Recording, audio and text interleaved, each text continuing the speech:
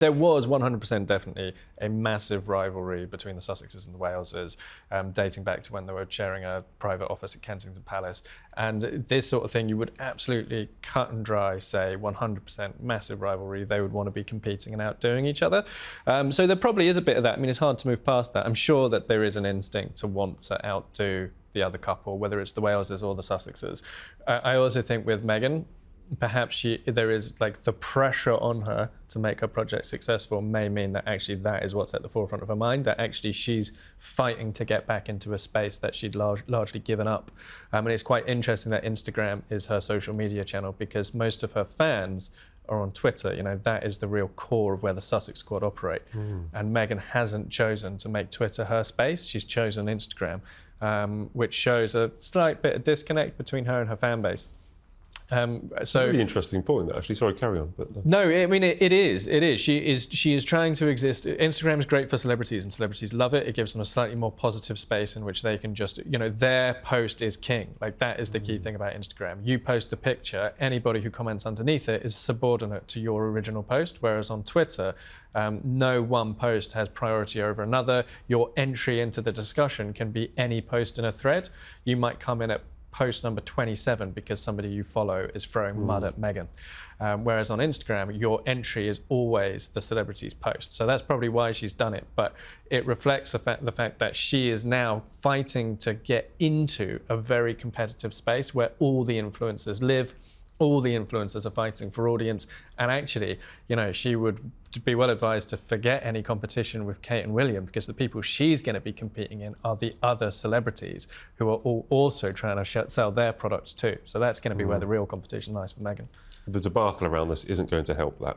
The debacle around the Mallorca coat of arms and this business in New York isn't going to help her credibility, I don't think. Invictus Games has finished, Arthur. Yeah. Did anyone watch it? Was it a successful failure? Did it really break through this year? I don't know if I saw one picture of anyone playing the games. I never saw one of that. All I saw was Meghan and Harry, and holding hands and not holding hands, and that just seemed to be the whole event. Does he need a rebrand, a Meghan-style rebrand? Does he need an Instagram page where he can get his message across? And well, you think about. I mean, you've got to think on the positive. You know, I mean, the Invictus Games is a good thing. I mean, what he's done there is brilliant, Harry, and then you've got to congratulate him for that. And the fact that Meghan this time went to support him for a few days is nice because she's busy flogging her jam at the moment. So to manage to get up there and spend a few days with the injured soldiers was pretty good. No, I think the Invictus Games is probably one of the best things Harry's ever done. You know, I think. I mean, I've done lots of work with those injured soldiers. You know, some are missing 3 limbs, and yet they still want to go and train and compete in these games, and they get to see these lovely spots. I've been to Whistler; it's a beautiful place, and I think that's a great thing he's done. And the fact that, you know, Meghan's gone up there to help him is brought a lot more publicity to the games, but we never actually saw anybody playing the games. Now, when I went to the games in Colorado Springs, I got pictures published of Harry playing basketball with the injured soldiers and getting involved in the games. He doesn't seem to do that. He just seems to walk around and shake hands with everybody. Very true. Yeah. But obviously, the next games, as he confirmed in his final speech, will be in Birmingham, in the UK, which brings up all sorts of diplomatic incidents, possibly because will any members of the royal family go? And also, it's being held in July 2027, which will be Queen Camilla's 80th birthday. So do you think any members of the royal family will go to the games in Birmingham? They went to the London ones. Well, you never know, do you? I mean, the thing is if you can't sort of predict 2 years' time. That's exactly what the palace said to me. I asked them this week, and they said, well, it's a long way in the future. Because the royal family are funny the way they operate, you know.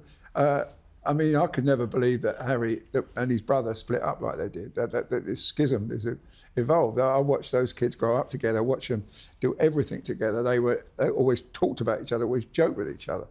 I watched them play football against each other. And I can't believe there's something must have seriously happened there that turned William against his brother like he has. And that, to me, probably means he won't be going to the Invictus Games, but the King, will he go? I don't know. I mean, Birmingham, I've been up there and done a few previews on it, you know, and it's going to be quite an impressive place to do it. And I think we our paper, I think the news in this country will get involved in it tremendously then. I think we'll see a lot more than we saw from Whistler.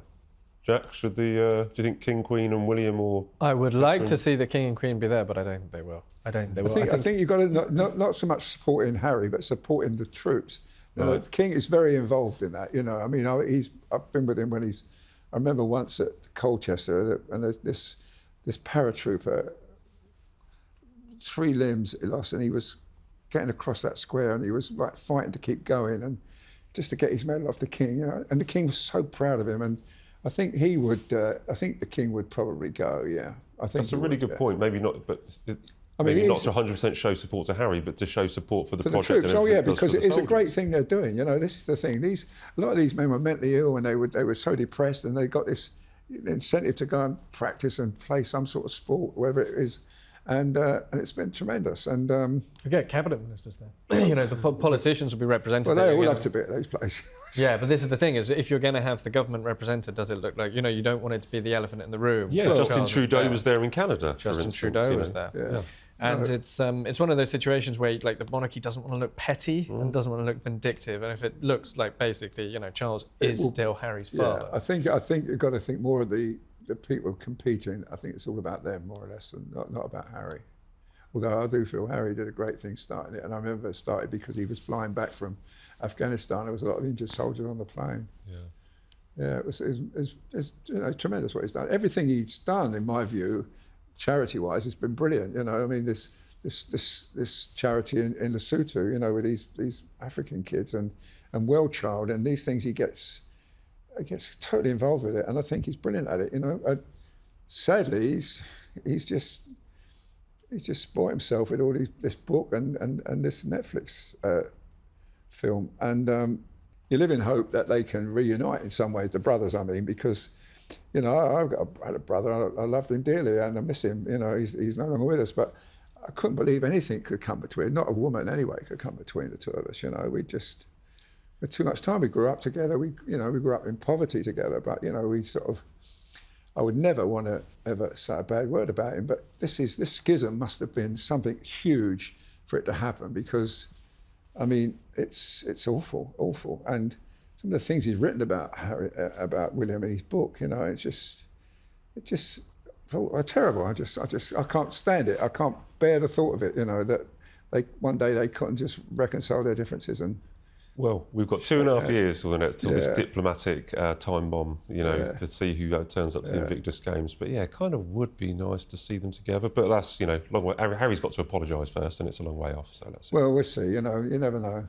Everybody's got a moment in their life when they probably want to change somewhere, and over the course of their life, I think he might do that. I don't think it's too great what he's got at the moment. Personally, I think it's pretty a boring life. I mean, after he's fed the chickens in the morning, I don't know what else he does for the rest of the day. Helps spooning the jam. Yeah, of course, tasting the jam, yeah. I mean, it's difficult for him.